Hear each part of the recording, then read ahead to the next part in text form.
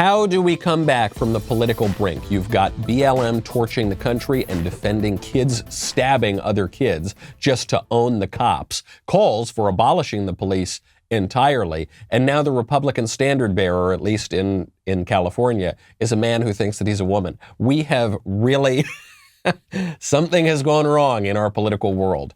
Do you know who has the answer? One of the few politicians with crossover appeal in this country, Tulsi Gabbard, who says, hey guys, chill out, hang loose, and just embrace the spirit of aloha. My dear friends, my fellow Americans, please let us stop the racialization of everyone and everything. It's racialism. We are all children of God and are therefore family in the truest sense, no matter our race or ethnicity. This is aloha, and this is what our country and the world need.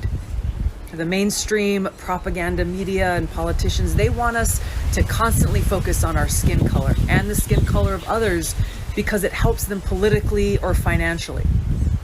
Aloha means respect and love for others.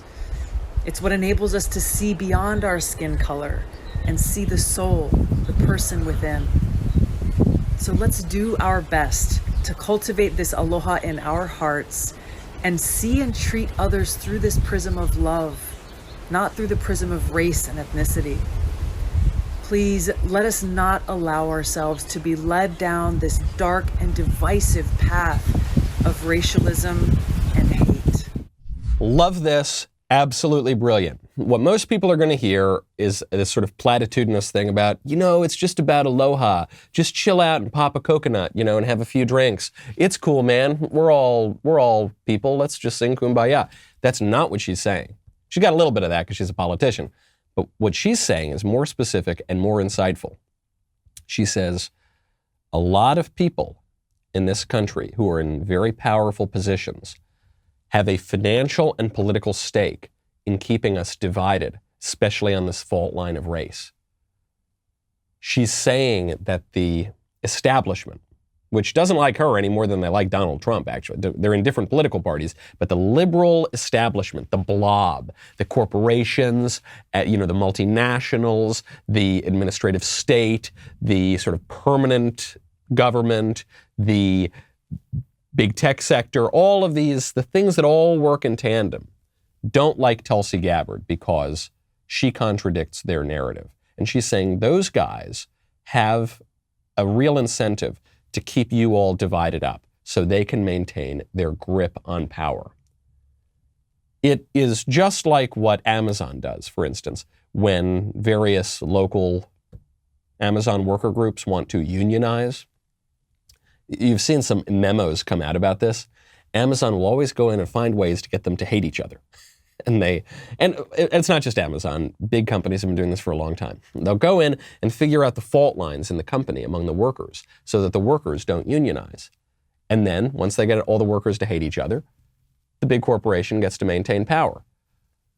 The left has recognized this for a long time, and the right for a long time, especially when the right was shilling for big corporations, refused to acknowledge it. But this is true. This is a very basic political strategy, and it's obviously what's happening right now.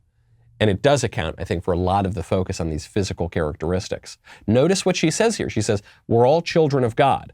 We're told to think in a racial way, primarily, but we're all children of God.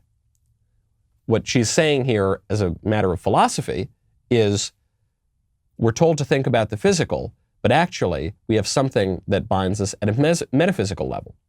This is, by the way, why Christians, regardless of their views on evolution or the origins of mankind, the church has always insisted upon the descent of the human race from two parents.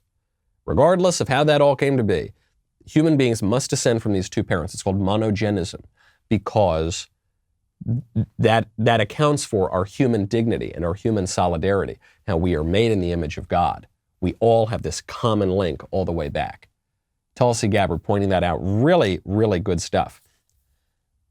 Beneath all of the lines you've heard about how we should all get along, that key, the propaganda media, that's what you've got to be on your guard against. People don't like it. People don't like the messages that we're being told by the establishment media right now. However, they continue to do it. Hold up. Do not go anywhere. You need to stay here, not forever, just until you smash that button and you like and you subscribe and you make sure that you never miss a video from us. Because YouTube, some of you messaged me about this yesterday. There's been some shenanigans with my show, okay? And I'm not saying what, just some weird stuff, irregularities. Make sure that you are getting notifications every single time. See you next time.